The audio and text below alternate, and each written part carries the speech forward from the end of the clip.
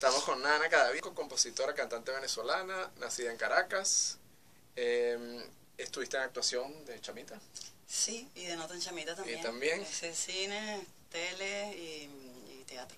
Bueno, todavía hay proyectos de retomar eso. Y fuiste representante como manager de Sí. bandas y ahí comenzó tu coqueteo Sí. con la música, creo. No, mi coqueteo con la música empieza con mi primera banda, cuando yo tenía 14 años, que fue La Hormiga Atómica. Con quien concursé en el intercolegial Nuevas Bandas y perdimos. Lo bueno es que ese mismo año perdieron junto a nosotros lo que hoy en día es, o sea, luego de cambiar sus formaciones, lo que hoy en día es Telegrama, Okay. Famas Loop y Candy 66. Pura Entonces banda que... sí, por los que sí seguimos, ¿no? Okay. Lo interesante sería saber dónde están los que ganaron. Que era una banda bestial que se llamaba La Vela Comics, pero Okay. nunca hicieron más nada, creo que al año se disolvieron. Y bueno, de allí sí todos hemos seguido un poco en la música. Súper precoz, ¿no? Tenías que 14 años. 14, 15 años, sí. Y bueno, luego sí le di un poco un break y estuve como entre la actuación y luego la radio, y bueno, la universidad y retomo, digamos, bueno, siempre estuve en la parte del music business. Hicimos una disquera junto a César Elster, luego manager de La Vía Bohem, pero en ese entonces junto a mí éramos managers de Todos Santos. Okay. Hicimos una disquera pequeña para sacar los discos de Los Chamos, eso funcionó muy bien. Pero bueno, luego la banda se mudó a Estados Unidos, digamos que cambiaron un poco el rumbo. Yo trabajé con Samantha Dañino también como su manager. Y bueno, luego inevitablemente como la música te llama, empiezo a trabajar con Maserati 2 litros, que supuestamente me invita a hacer unos coros en el disco que se terminan convirtiendo en 8 canciones que yo hice la primera vez que grabé con Maserati. Y a partir de ese momento me convierto en cantante oficial de Maserati 2 litros, con el primer concierto que fue en el Aula Magna, nada más y nada menos, Vaya Manera de Volver.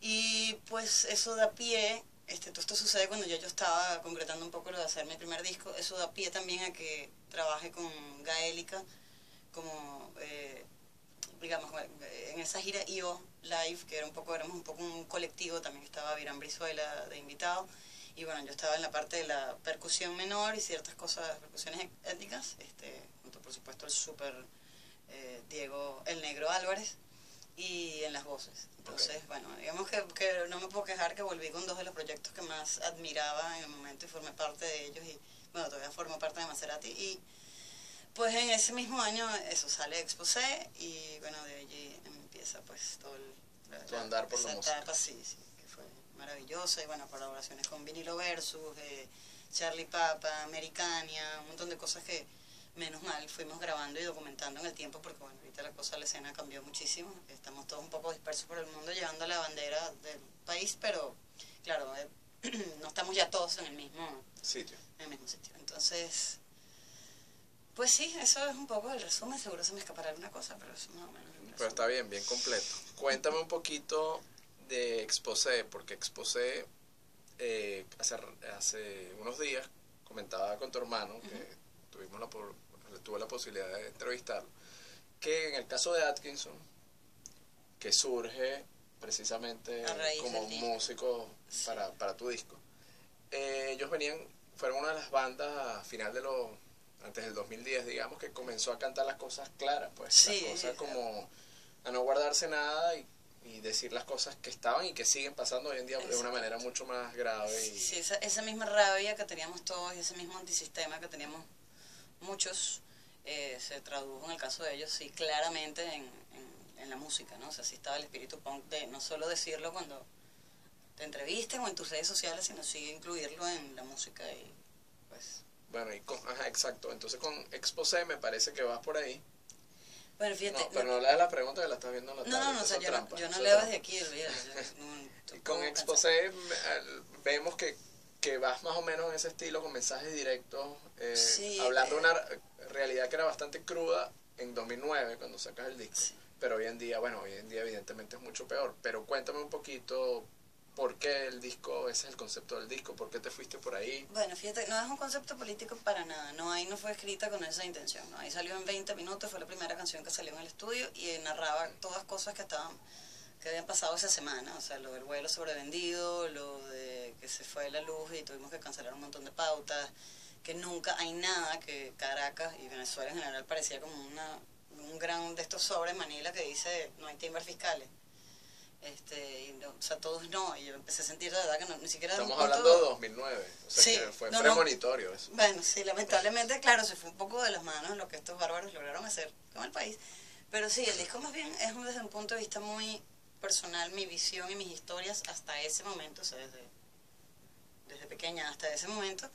Pero sí, claramente creo que en vivo se empezaba a sentir a medida que iban pasando los meses y que la situación política, económica y social iba ir viendo, pues sí, evidentemente pues yo aprovechaba y cosas que a lo mejor no estaban en las canciones porque ya estaba grabado el disco, sí de decirlas en escenarios y sí de decirlas en festivales y sí de decirlas cada vez que podía, si bien No Hay no fue concebida así, pues sí yo le fui dando un poco ese vuelto.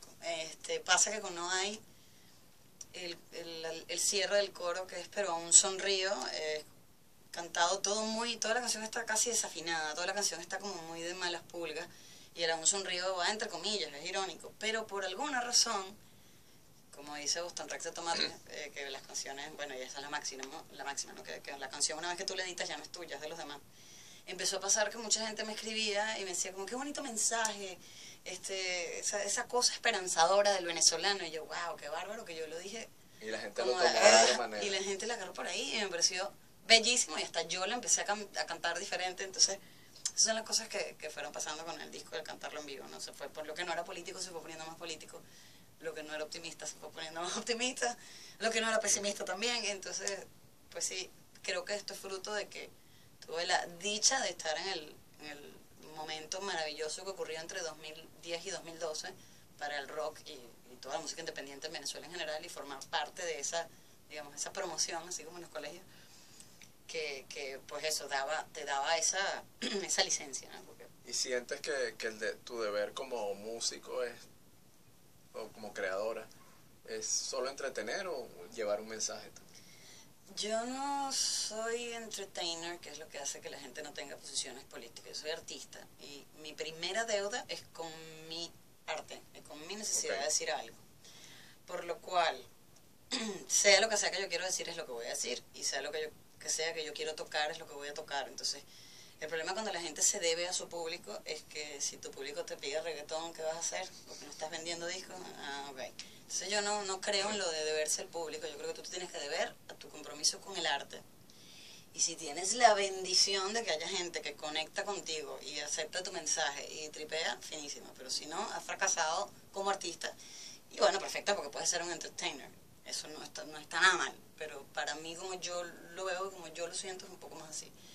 Entonces, si bien no siento un deber hacia dar un mensaje de algún tipo como artista, sí siento como rockera de espíritu un mensaje de estar siempre en contra de lo que esté mal, de lo que me parezca injusto y del sistema, si el sistema no funciona.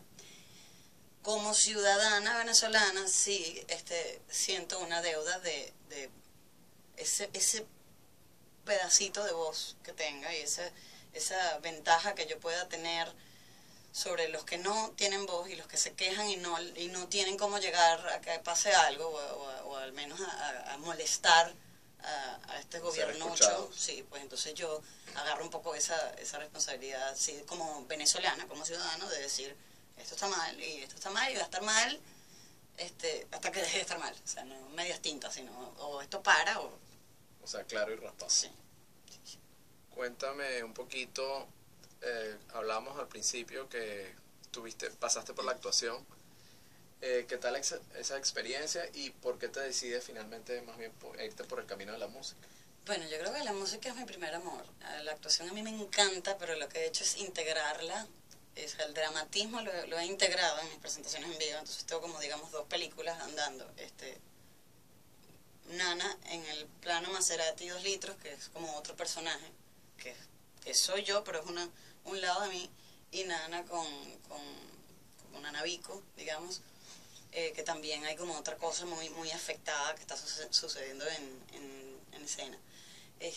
Me encanta la actuación, de hecho, entre este año y el año que viene la pienso retomar, pero sí, sin duda mi prioridad siempre ha sido la música y todos los proyectos que se fueron dando a raíz de Exposé, y ahora comenzar a grabar el segundo disco y el 10º disco con Maserati. Entonces, vemos que hasta ahora he buscado maneras como de integrarlo en esta disciplina, pero bueno, sí, interesante para retomarlo, sí. Ahorita que te veo, no sé si es la luz o estás más catira. Eso Sí, no tiene que ver sí, con sí. la pregunta, pero... No, me cambié el color de pelo, sí, ya sé, la te del queda año bien. pasado. Muchas gracias.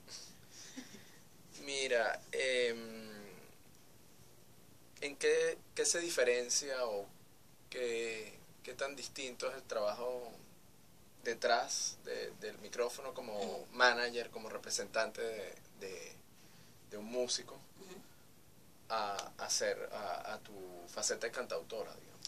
Bueno, son dos cosas, el problema es que con mi proyecto Nana, casi toda esa parte la he llevado yo también, cosa que está por cambiar, porque sí, definitivamente el músico tiene que ser visceral y punto. Y el manager o todo el que esté en el lado del business, del music business, tiene que ser un poco más,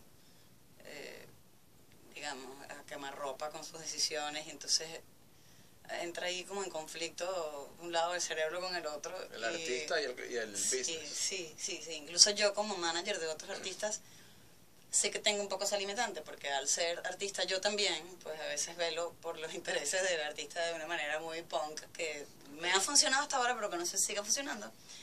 Y entonces sí, lo de tener que ponerte la corbata y hablar de números y toda esa parte a mí me deprime, me fastidia un montón, porque tener que explicarle a alguien por qué el trabajo de esta persona vale esto y no esto, Es como algo que yo siento que hay gente que nació para esa parte del business y esos son los que lo tienen que manejar, pues si no yo me pongo... O sea, hay un conflicto ahí. Sí, sobre todo cuando es el proyecto de los demás, ¿no? Me pongo como más mamá gallina y más lobo herida, entonces... Son trabajos muy distintos, muy fuertes los dos, bastante más en esta época que entonces todo está cambiando y hay tantas estrategias para probar. Y entonces, la tecnología, la era digital, que si el streaming, que si no el streaming, sí, que si la el disco, manera de mercadear, sacarlo en vinil. Sí, eso es mejor dejárselo creo que a los expertos. También depende de la gente que tú le quieras llegar. Sí, pero bueno, hablándote de eso, de un trabajo versus el otro, los dos son complicadísimos. Los dos se disfrutan un montón, pero tiene que gustar. Salió Exposé y mucha gente, entre ellas yo, quedamos como esperando algo más. Nos acabas de comentar que estás ya en fase, no sé, con un segundo disco. El segundo disco, bueno, yo quería haber sacado mucho antes, pero había escrito un montón de canciones y sentí que el disco no estaba listo, o sea, todavía no estaba lo que yo quería lograr con el segundo disco. Y quise seguir explorando, porque durante la marcha con Exposé en vivo, el mismo disco fue cambiando y yo fui descubriendo como otras sonoridades y otras cosas. También ocurre que las giras con Maserati eran sumamente extensas, eran 2 momentos del año, o sea, mayo, junio y luego noviembre, diciembre, en donde hacíamos entre 14 y 20 conciertos en un mes. Entonces, claro, era como, o estoy con la cabeza en esto, o estoy con la cabeza en otro. Yo un momento que ya estaba como agotada, pero me estaba disfrutando mucho, digamos, respetar el proceso con mi banda, con Maserati, y vivir el momento de Maserati. Entonces, claro, luego regresaba a Caracas y era como, bueno, voy a seguir escribiendo tal, no, pero hay que ensayar, porque hay que seguir perfeccionando el show de Exposé y viendo qué temas nuevos salen. De hecho, empecé a tocar 2 o 3 temas nuevos que probablemente vayan para el segundo disco. Pero también, como sucede esto del tema que grabé con Vinilo Versus, ocurre Rock and Mau, que también significó hacer muchísimos conciertos. Fue una gira muy buena, fabulosa. Sí, y qué otras cosas. Bueno, el disco de Americania en vivo desde la sala. O sea, de verdad que no paré y era como, espérate un momento. ¿Con vinilo no giraste? Con vinilo sí, con vinilo hicimos me parece que les acompañé unas 3, 4 ciudades, con bandeja plata, incluso abrimos en Caracas el show de Zoé. Pero sí, digamos que fue como que no paré los últimos 2 años que he estado fuera de Venezuela, es que digamos he podido tener un poquito más de tiempo para eso, pero también siempre estoy como en otros proyectos, entonces quiero sacar como más música. Allá estando en Barcelona tuve la oportunidad de trabajar con artistas de allá y de empezar a explorar, hacer música para películas, porque ya hay 2 temas míos en Hermano de Maser Raskin, pero esos temas ya estaban listos, entonces ahora empezar a trabajar en función de hacer la música o las canciones para proyectos puntuales.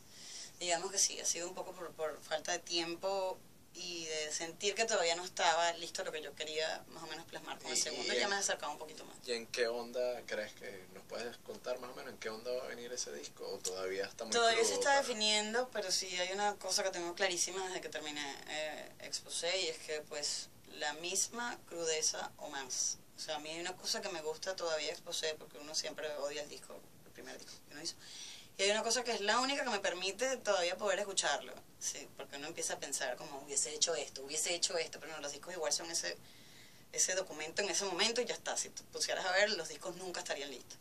Pero lo único que me permite oírlo y que no me dé demasiada grima es que es honesto. O sea, yo fui honesta y cuando sentía que había que desafinar un tema para que se entendiera el mensaje, lo hice como no hay. Cuando sentía que aquí tenía que haber un tema que reventaran algo más dance o que no tuviese sentido con el concepto bueno, sí con ese concepto, pero no con el sonido, lo hice.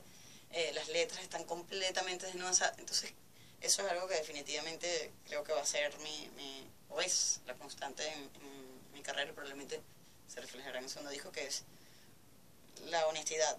Ahora lo que estoy tratando es de traducirlo al sonido también. O sea, ¿2016 o ya para el 2017? Vamos a ver, yo creo que antes que cierre el año sí podrían salir algunos temas sueltos, pero el disco completamente listo yo creo que es más probable para el año que viene. Ok, bueno, interesante. Mira, ¿cómo es la vida diaria hoy en día de Nana entre Barcelona a veces, sur de la Florida otro? Bueno, no, ya yo me mudé. ¿Te radicas por acá? Sí, me radico por acá, porque además me interesa, bueno, retomar un montón de cosas que creo que es más fácil hacer desde acá, como coordinar Latinoamérica y retomar el trabajo que se había hecho con Exposé, y gracias a MTV, Animax, Boomerang, la red inmensa, maravillosa de emisoras de radio de rock en Latinoamérica. Y digamos que es más fácil coordinarlo desde acá que sin duda desde Venezuela. También estoy un poco más cerca de México, que me interesa mucho pues reanudar proyectos que habían quedado pendientes por allá. Y bueno, está Estados Unidos, aquí, que es digamos un poco una de las mecas del sonido que a mí me gusta y del rock que a mí me gusta. La otra está en Londres. Pero sí, digamos que fue una decisión como un poco orientada a mi carrera, orientada a estar más cerca de mi familia también. Y bueno, rearmar un poco, sí, lo que te contaba antes de la red del rock, esa hermandad que armamos entre Rawayana, Vinilo, Los Mesoneros, La Vida Bohem, Charlie Papa, Tomate Frito. O sea, yo creo que este es el continente donde yo sentía, y luego de haber estado 2 años en Europa, que era como que no, es aquí. No cuadraba la cosa ya. Sí, porque al final nosotros hicimos una muy buena red de apoyo en un país en donde no hay una industria. Entonces es como, oye, me voy a alejar de esos bonitos. Tomates acaba de sacar disco nuevo. De que es un discazo. Un disco de Tomates. Y Boston también, hace unos días tuve la oportunidad de conversar con él un rato, nos llevó su EP nuevo y es una belleza. Tiene un tema con Laura Guevara muy bueno también. Sí. Una belleza de disco. Sí, no, esos son unos discazos. Acá se está haciendo música maravillosa en Venezuela. O sea, la cosa ha ido mejorando mientras peor se pone el país. A pesar del entorno. Sí, o quizás por el entorno, no sé, es música ya en tiempos de crisis, yo creo que eso siempre tiene otro valor. Si sacar un disco en 2009 y 2010 era un esfuerzo titánico, pues hoy en día es una cosa cercano a ser imposible, entonces tiene muchísimo más valor sin duda. O sea, lo que está haciendo todo el mundo, el Luis Irán y los Tomates, Charlie Papa, etcétera. O sea, que sigan saliendo discos en estos momentos recordatorios. Bueno, se me de recordatorio, La Pequeña Revancha, que es un discazo. O sea, sí, ese es tremendo disco. Bueno, todos esos que nombraste son muy buenos. Y gracias a ti que los vendes, porque si no, ¿cómo íbamos a hacer? He tenido la fortuna de venderlos, de tenerlos míos y yo lo disfruto mucho lo que hago realmente. Qué bueno, tú eres así como el ángel de la guarda de la música independiente en Venezuela, así que te lo agradecemos. No, gracias a ti, de verdad. Podemos esperar una gira, aunque sea una mini gira por Venezuela cuando saques el disco nuevo. Bueno, esa es la idea, esa es mi base, esa es mi casa y esa es la idea. Vamos a ver, echando números, está un poco cuesta arriba, tanto como Maserati, que tenemos 2 o 3 años intentando ir y no ha habido manera, todo se cae a última hora, o se triplican los precios y entonces, claro, cobrarle a la gente lo que debería... El número que debería dar es, o sea, ¿cómo le quito? Yo no puedo dormir en paz, ninguno de nosotros dormir en paz sabiendo que la gente está tan apretada económicamente, pero ven a ver el concierto que la entrada cuesta esto, pero es para que den los números. O sea, entonces en mi caso pasa un poquito similar, pero bueno, vamos a ver si con el segundo disco a lo mejor la cosa se vuelve un poco más factible y se buscan maneras de que sea sostenible ir, porque si no así sea montada en el metro, ya veremos. Ojalá te podamos ver por allá.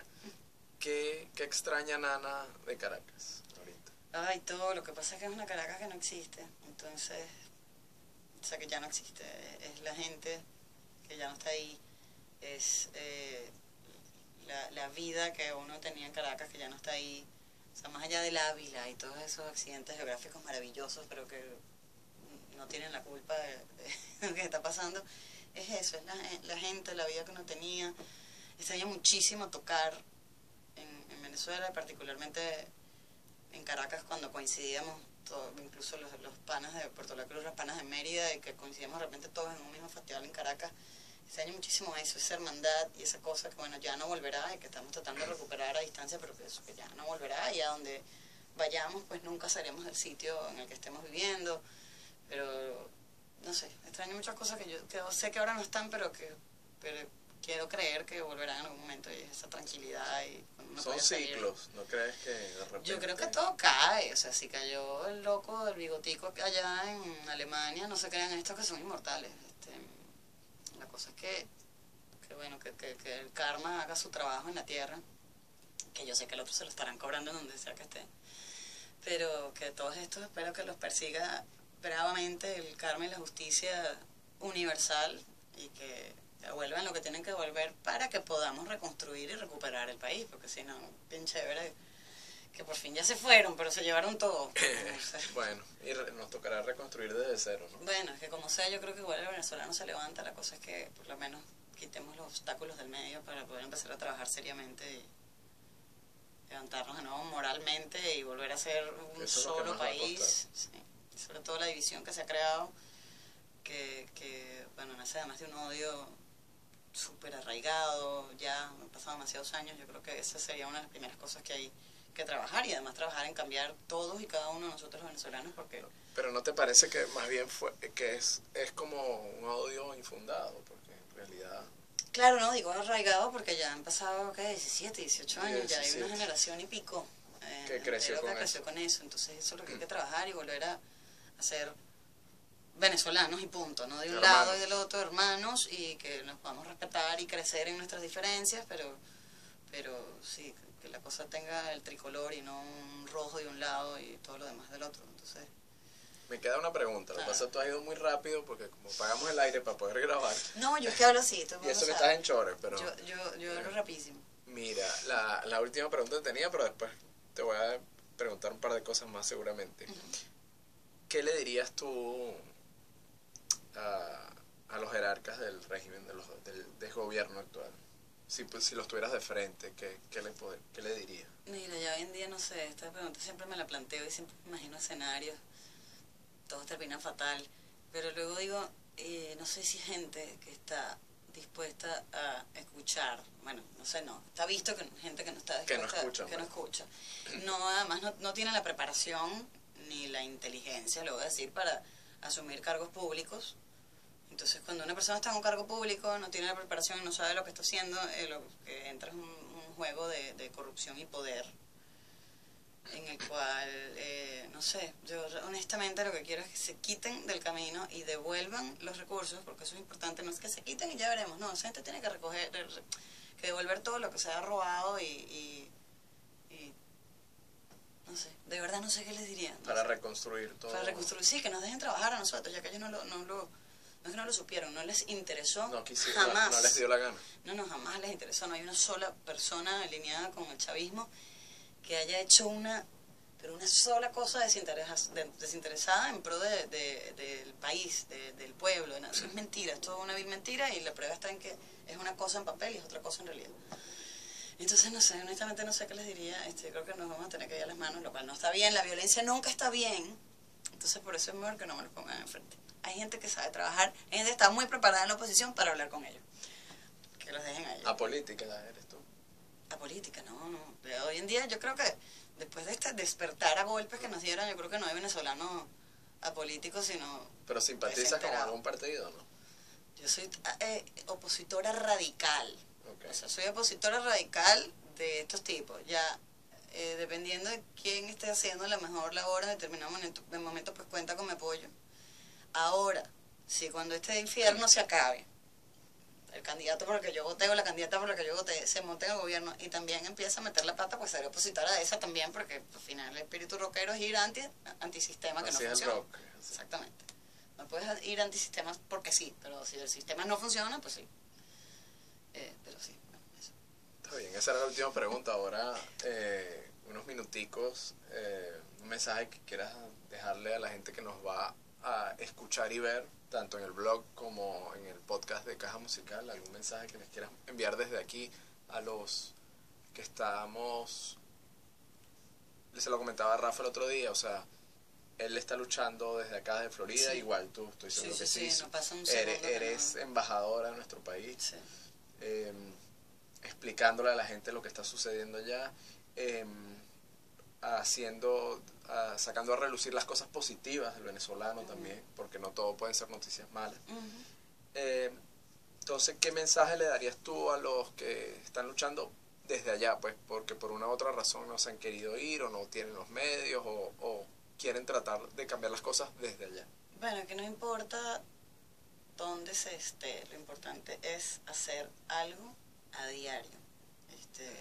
Porque yo conozco mucha gente que está dentro del país y no hace nada por el país, así como conozco mucha gente que está fuera del país y no hace nada por el país.